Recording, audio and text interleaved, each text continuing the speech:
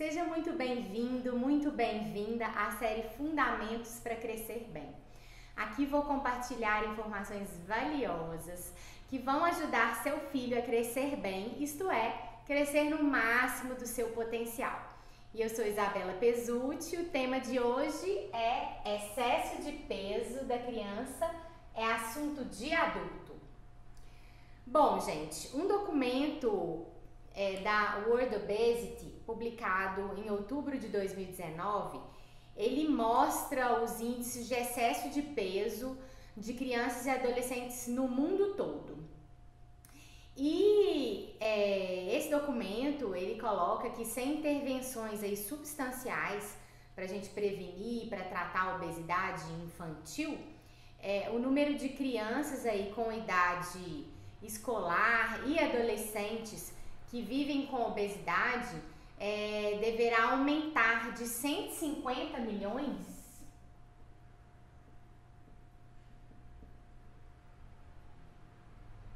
para 250 milhões de crianças em 2030.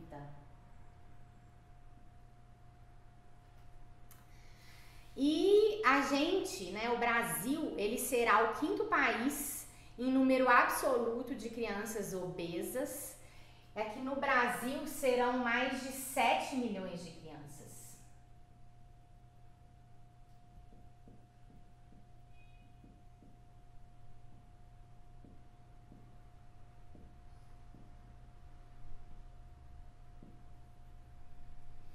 Bom, e esse documento, essa sociedade, ela calculou a chance de vários países, inclusive do Brasil, a chance da gente atingir a meta da Organização Mundial da Saúde, que a meta é conter o crescimento da obesidade infantil até 2025. E pelos nossos índices crescentes, a chance que a gente tem é de apenas 2% de conseguir atingir essa meta da OMS. Em 2016, gente, a gente tinha uma taxa de obesidade entre meninos de 5 a 19 anos, a taxa era de 17%, sendo que a previsão para 2030 é dessa taxa chegar a 22% aproximadamente.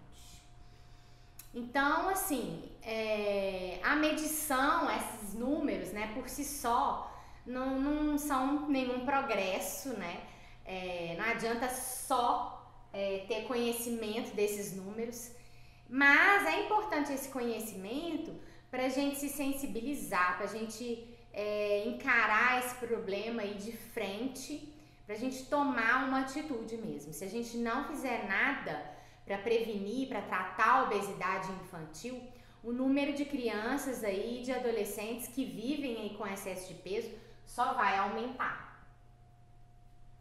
E, bom, e o que é considerado excesso de peso na criança e no adolescente? Então, vamos para o conceito.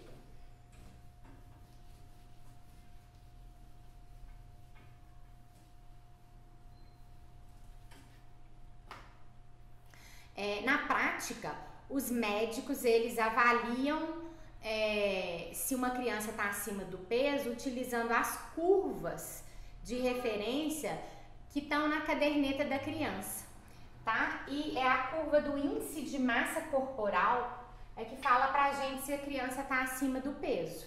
Então, é uma curva mais ou menos assim, olha.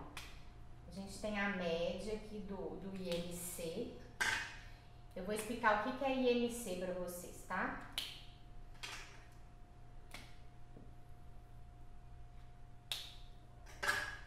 Então, a gente tem aquelas curvas da caderneta, mais ou menos assim.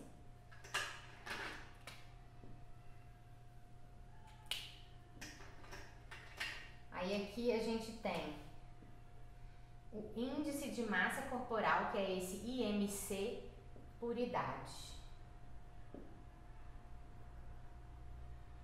E ainda tem mais uma linha aqui que é a pretinha, tá?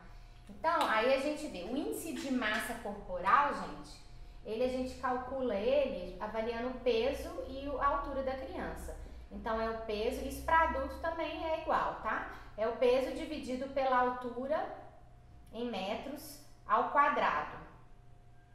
E calculando o IMC, a gente coloca aqui na curva. Então, vamos supor que essa criança esteja aqui, tá? Então, a criança é considerada que ela está acima do peso quando ela está acima dessa linha amarela, laranja, né? Que é o +1 desvio padrão. Ela está com sobrepeso. Se ela estiver acima da linha vermelha, acima do +2, ela já é considerada como tendo obesidade. E acima de +3, obesidade grave. Então, depende da idade da criança e tem que colocar ela na curva de referência para avaliar se ela está ou não acima do peso. Outra coisa é que se a criança às vezes está dentro do normal, mas ela está subindo, né, de uma consulta para outra, já é um risco, né, de estar acima, de ficar acima do peso. Então você já tem que, né, agir para que isso não aconteça, tá bom? Bom, então para a gente fazer essa avaliação, aí é muito importante fazer o acompanhamento do crescimento dessa criança, né? Avaliando aí desde o nascimento e a cada consulta de controle. E a gente não pode subestimar as repercussões desse excesso de peso na criança, sabe? É um problema realmente que é grave. A obesidade é uma doença crônica, não é só um fator de risco para outras doenças e pode prejudicar aí todo o funcionamento do nosso corpo, né? Então, uma criança acima do peso, ela já pode ter pressão alta, ela já pode ter colesterol alto, já pode ter até uma puberdade, a puberdade dela pode ser mais precoce, pode ter até diabetes, fora o sofrimento emocional que isso pode causar na criança, né? Em 2005, foi publicado um estudo, né, um artigo no New England Journal of Medicine, trazendo dados aí que falam que a menos que intervenções efetivas consigam reduzir aí os índices de obesidade, os jovens de hoje, pela primeira vez, eles vão ter uma expectativa de vida menor do que a dos seus pais. Isso é muito grave, né, gente? É muito impressionante esse dado, porque ao longo das gerações a gente só tem aumentado a nossa expectativa de vida. Então, essa é a primeira vez que a gente vê aí uma expectativa de vida, uma chance de ter uma expectativa menor, uma expectativa de vida menor do que a geração anterior. E a gente precisa agir especialmente na prevenção. Reverter o excesso de peso, ele é possível sim, tá? Totalmente possível, especialmente na criança, mas não é fácil, né? Então, prevenir é a primeira coisa. Eu vou dar alguns exemplos de prevenção, tá? Da obesidade, do excesso de peso na criança. Por exemplo, se você tá grávida, seu filho nem nasceu ainda, já dá para prevenir, né? Já dá para agir tentando prevenir o excesso de peso no seu filho. Então, mulheres grávidas aí, elas devem fazer um pré-natal adequado e cuidar, assim, do seu ganho de peso, né? Então, o ganho de peso da mulher durante a gestação pode prevenir a obesidade do filho. Outra coisa que previne também, que a gente sabe, é o aleitamento materno. Por isso ele é tão importante, é um dos benefícios, né, dos muitos benefícios do leite materno. Quando o aleitamento materno ele é exclusivo, quer dizer, a mãe só amamenta até pelo menos 4 meses de vida, isso já reduz aí em 22% o risco de obesidade nessa criança que mama. E, é claro, a gente sempre deve prevenir tendo hábitos de vida saudáveis, né, para todos da família. Outra coisa que é importante, além da prevenção, é a detecção precoce, né? E isso faz como? A gente faz como? Se você, por exemplo, está preocupada com seu filho de 5 anos, que tá muito magrinho, com costelinha visível, e você tem que saber, né? E o seu pediatra, o médico tem que te ajudar nisso, a saber que ele pode estar normal para a idade, né? Ele não tá magrinho, isso é normal. Uma criança de 5 anos, normalmente é essa mesmo que a gente vê com as costelinhas aparecendo, tá? Se você acha que ele já tá fortinho, pode ser que ele já esteja acima do peso, na verdade, tá? E a gente tem, a sociedade, né, tem uma tendência de preocupar muito com essa questão de ficar forte, especialmente nos meninos. Então, os meninos, por isso, eles estão com um índice de excesso de peso maior do que as meninas, né? Porque a preocupação dos pais é maior. E, não come mais um pouquinho, come para ficar forte. Aquela insistência para comer mais, né? Preocupado que ele tá magrinho demais e acaba ficando acima do peso. Por outro lado, aquele bebê fofinho, né, de 6 meses, 7, que tá lá aparentemente cheio de saúde, ele pode, na verdade, estar acima do peso, né? A gente tem muito essa percepção, nossa, que bebê gordinho, que bebê bonito, que bebê fofinho, e a gente acha que ele tá cheio de saúde, né? Mas pode ser já o excesso de peso com repercussão, isso tem que ser cuidado. Tá? Então, analisar essas curvas aí de crescimento de cada criança com o pediatra é muito importante. Bom, e as causas desse excesso de peso, gente, elas são múltiplas. É um problema mesmo complexo, mas se eu fosse resumir para vocês, aqui, eu falaria que tem 2 grupos de causas, né? São os fatores genéticos. Então você tem a genética, quer dizer, a predisposição que você tem, genética, você já nasce com ela, né? Mas também você tem o ambiente. Estima-se aí que a genética, ela pode influenciar, dependendo do caso, em cerca de 40% a 80% aí do fenótipo nutricional daquela pessoa, tá? Aí você fala assim, bem, se a genética ela exerce um papel tão importante, então a gente pode desistir? Claro que não, né, gente? A gente tem que fazer a nossa parte, né? Agindo no ambiente que é por causa dele que está ocorrendo esse aumento dos índices de obesidade, que a genética é a mesma, né? Então, o ambiente é que está sendo modificado, então, e é nele que a gente pode atuar mesmo, tá? Então, outra coisa, gente, muito importante, a gente tem que olhar para o ambiente, é aqui que a gente faz as modificações, né? Aqui que a gente previne, é aqui que a gente trata, mas se a criança está acima do peso, não é culpa dela, né? Isso é um assunto de adulto, é um assunto para os adultos. A criança, ela não tem controle sobre o ambiente em que ela vive.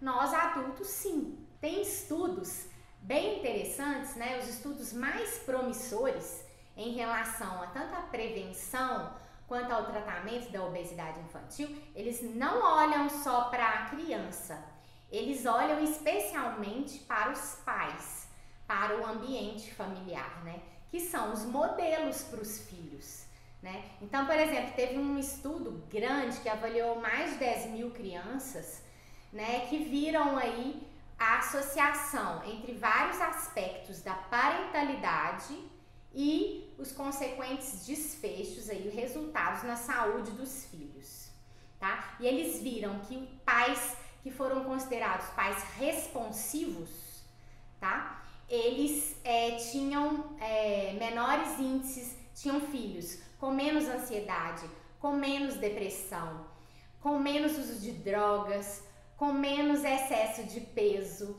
né?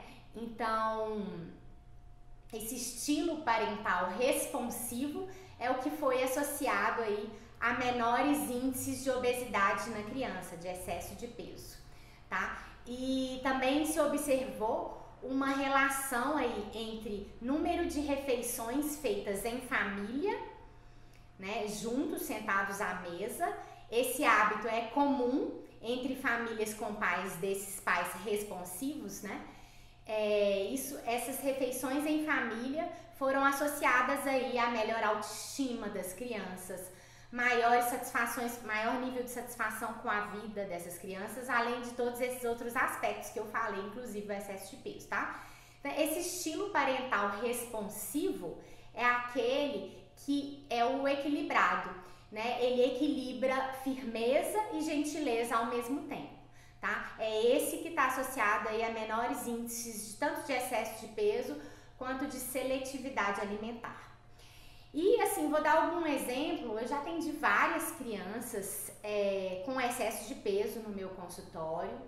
E há pouco tempo eu atendi uma família, um pai, uma mãe, uma menininha, uma menina de 8 anos de idade, veio com essa queixa do excesso de peso para eu tentar ajudá-los, né? E a menina, colocando ela na curva, ela já estava na faixa de obesidade. E eu conversei muito com os pais, na verdade eu conversei com os pais separadamente, né? Porque, como eu já disse, isso é assunto dos pais, esse assunto é dos adultos e não da criança. Conversei muito com eles a respeito aí da importância de mudanças aí nesse ambiente, na alimentação, né? Do que era oferecido para essa criança comer, né? Esse dia a dia aí, porque a criança ela não tem autonomia sobre o que, né, vai estar disponível aí para ela comer, né? A mãe disse até que tinha muita dificuldade mesmo, que sempre lutou muito com a balança, inclusive a irmã também dela, mas disse que ia sim mudar, tentar mudar, né, os hábitos todos da casa em prol da saúde da filha, né? E a gente vê muito isso, quando a família está engajada, a criança se beneficia muito, porque ela não consegue mudar sozinha, né? Então tem que partir dos adultos. E o pai também estava super engajado e super preocupado e lá presente junto com a mãe, apesar deles serem separados e viverem em casas separadas, tá? Então foi bem bacana isso. E para a maioria das crianças, gente, é importante dizer aqui que nem para a maioria das crianças com excesso de peso, o objetivo nem é perder peso, tá? O objetivo muitas vezes é manter o peso, porque se a criança mantém o peso, ela vai crescendo e vai chegando no peso certo, né? Sem ter que pesar, sem ter que perder peso na balança. Só dela manter já é um ganho muito grande, só dela parar de engordar, né?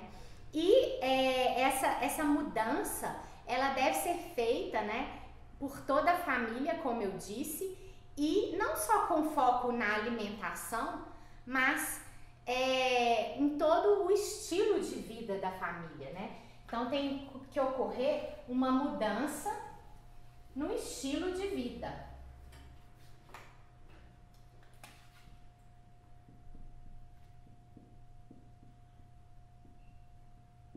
Porque não vai adiantar você focar só na alimentação, né? Não vai ser efetivo, né? Não adianta nada também você ser magro, por exemplo, e ser estressado, sedentário. Isso também não é saúde, né? Então a gente precisa olhar para o todo. Como está o sono dessa criança, né? A atividade física, o manejo aí das situações de estresse, as relações sociais, né? O tempo de tela, que é o tempo que ela fica muito parada. Então, como que tá tudo isso, né? Teve um estudo bem interessante também de 2015 que mostrou, um estudo lá do sul da Califórnia, é um dos únicos aí que mostram redução nos índices de obesidade ao longo do tempo, sabe? E eles fizeram a implantação de um programa focado em mudança do estilo de vida para toda a população, né, daquela região. E eles fizeram um estudo que é bem interessante, eles nomearam de 5, 2, 1, 0, e depois até foi incluído, não por esses pesquisadores, mas por os que seguiram, né, foi incluído o número 10 aqui, e que é o seguinte, eles focaram muito com a população em 5 porções de frutas e hortaliças por dia, frutas e hortaliças por dia. Menos de 2 horas de tela por dia.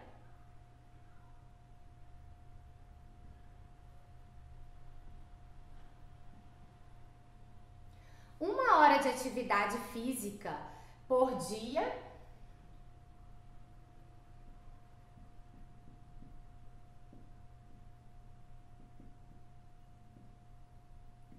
E 0 consumo de bebidas açucaradas.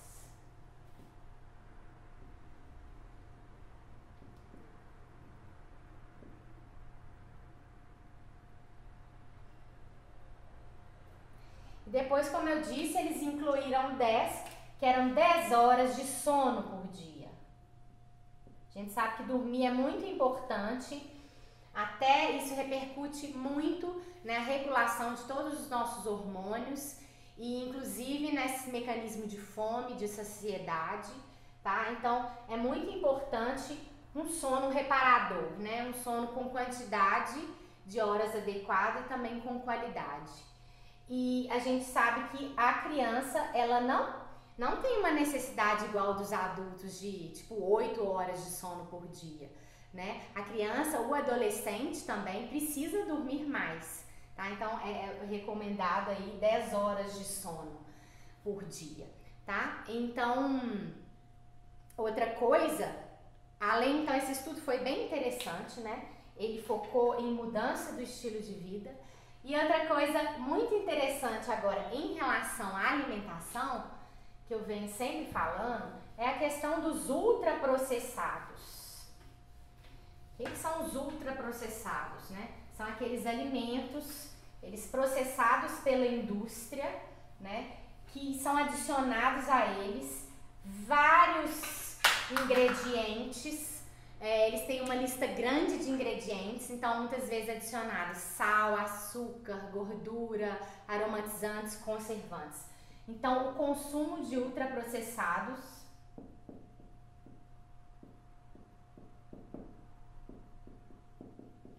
ele tem sido muito associado ao aumento dos índices de excesso de peso em toda a população, não só nas crianças, tá?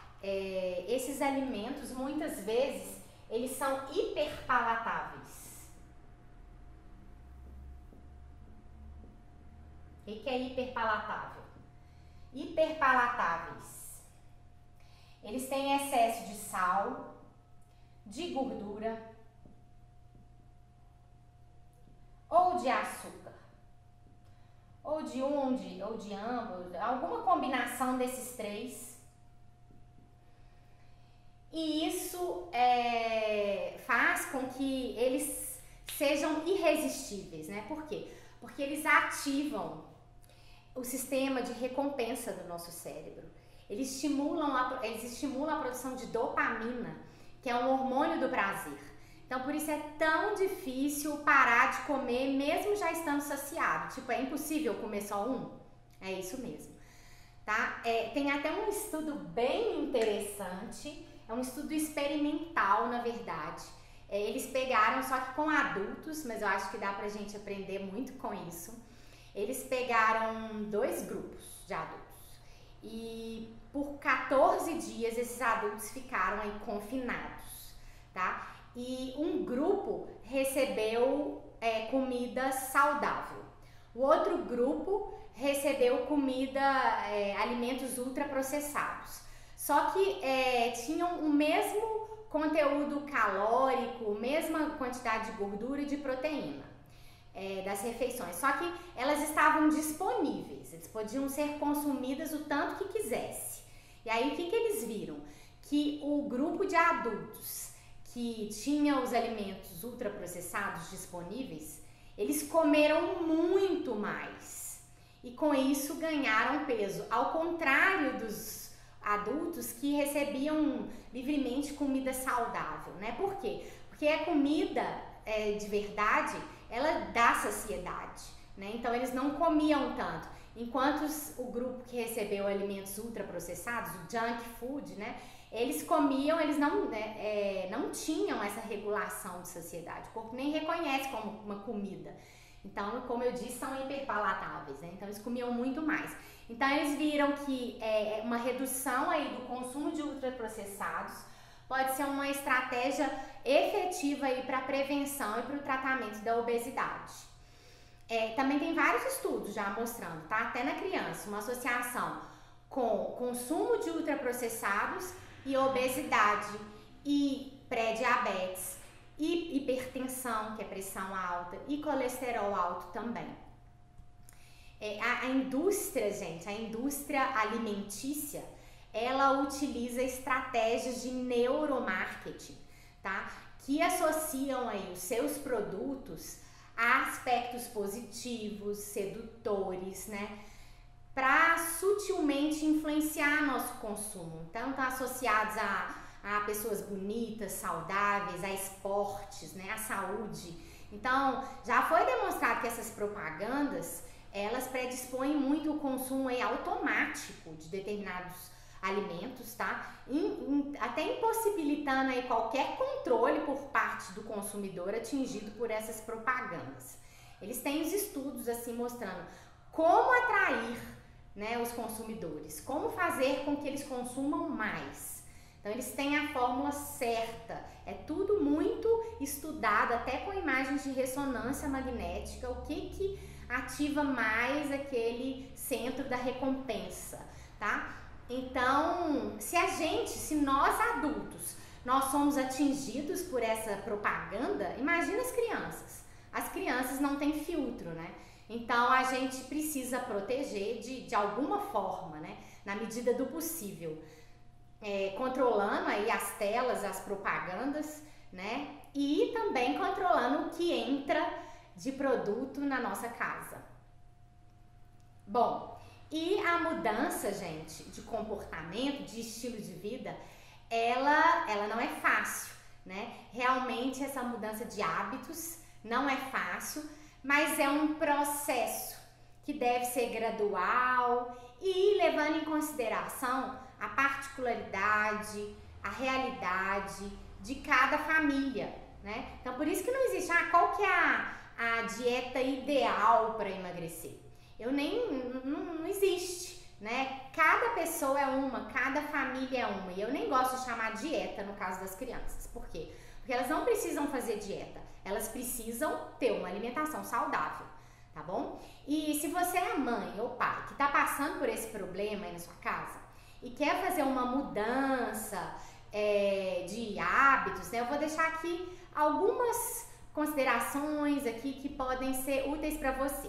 Tá? Primeiro, eu acho que é importante você ter em mente que o ideal é você focar no comportamento, focar na mudança do hábito, tá? Focar no processo e não no resultado, tá? Então, foque na alimentação, foque no sono e não foque, ela tem que perder peso. Não, foca no processo, tá? E comece devagar e estabeleça metas.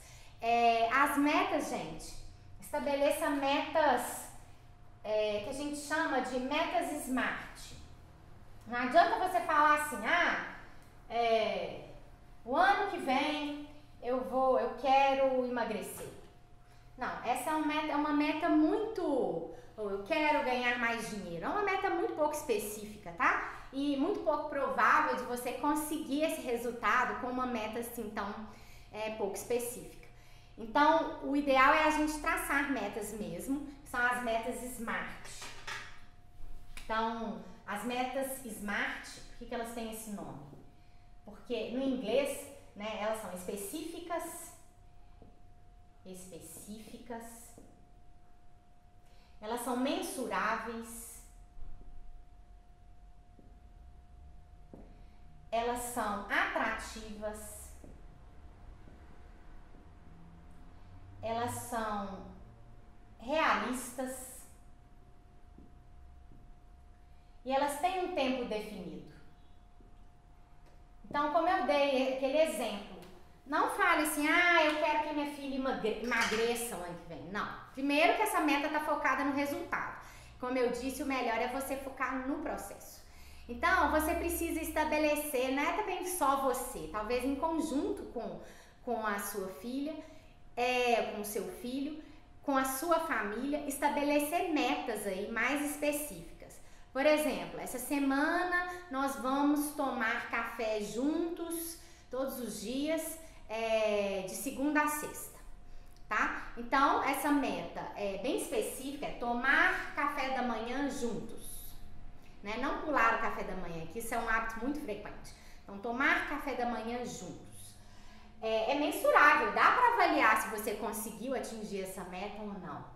É atrativa? Sim, quando você sabe que fazer refeições juntos, não pular refeições principais como o café da manhã é importante, né, para uma alimentação saudável. Então é atrativo. É realista? Aí você vai ter que avaliar de acordo com a sua realidade, tá? Se ela for muito difícil essa meta para você, você tem que começar com uma meta mais fácil. Tá? Então essas metas são muito individualizadas de acordo com cada realidade. Então, essa tá muito difícil. E no tempo, né? Antes de eu passar por essa questão da dificuldade, eu vou falar aqui. E aqui você estabeleceu que naquela semana você vai, então, ter um tempo estabelecido, tá? Então, como eu estava dizendo, em relação à meta ser realista, né? Ela é factível para você? Se não fosse, ela for muito difícil, não adianta alguém falar, faça isso. Você não vai conseguir fazer. Então, você tem que ir mais, não, isso está muito difícil. Primeiro, eu vou tentar tomar café da manhã junto aos sábados. E se assim for progredir para você, comece aí. Bom, no exemplo, essa família tão linda lá, assim que... Então, eu gostei muito de atender essa família e os pais muito comprometidos em mudar, né, e falando das suas próprias dificuldades, né. Eu achei bem interessante que depois eu conversei também com a criança e a gente começou a conversar o que seria factível para a gente tentar implementar aí nessa próxima semana, né, para melhorar algum aspecto. E aí essa menina de 8 anos, ela estava dormindo muito tarde. Eu perguntei o horário que ela dormia, ela respondeu depois das 11 e aí eu propus, quem sabe a gente melhora isso, de você dormir um pouco mais cedo, às 9 horas. Ela achou muito difícil, né? Então, ela não estava preparada para essa mudança ainda. E aí a gente foi, e talvez esse excesso de telas, parar antes, 2 horas antes da hora de dormir, mas também ela estava um pouco resistente. E aí a gente conseguiu chegar num consenso que na próxima semana ela ia aumentar o consumo de uma fruta por dia, ela consumia apenas uma fruta por dia, ela ia consumir 2 frutas por dia todos os dias daquela semana. E assim a gente combinou e a gente vai acompanhar, né, para ver aí a evolução, as dificuldades, os obstáculos, tentar contornar, que realmente não é fácil, é difícil, mas é muito possível, tá? E para fechar, gente, eu queria falar que, assim, crianças e adolescentes, eles ainda têm tempo, né, de mudar, mas não espere resolver sozinho. Muitas vezes eu vejo assim, ela tá acima do peso, mas quando ela entrar na fase do estirão, ela cresce e emagrece. E a gente sabe que isso não é verdade, tá? Cerca de 80% das crianças aí de 8, 10 anos que estão acima do peso, elas vão ser adultos com excesso de peso também, se nada for feito, né, nessa idade. Então, a tendência é piorar, é agravar, é manter esse excesso de peso. E não essa cura espontânea, tá? Então a gente precisa agir, né? E ainda a gente tem tempo na infância, né? De criar esses hábitos saudáveis que vão ter repercussão aí pro resto da vida dessa criança.